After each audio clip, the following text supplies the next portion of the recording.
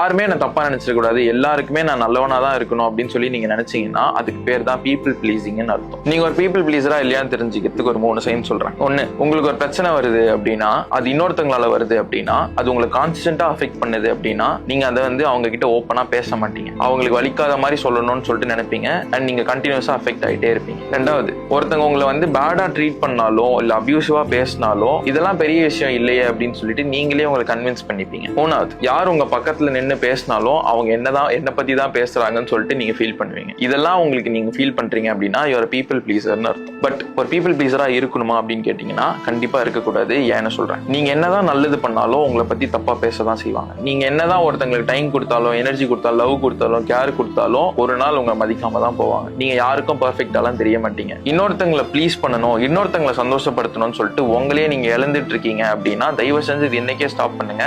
ஏன்னா இதை நீங்க ஸ்டாப் பண்ணீங்கன்னா தான் மற்றவங்க உங்களை ஆக்சுவலா மதிப்பாங்க, எல்லாம் மதிக்க மாட்டாங்க.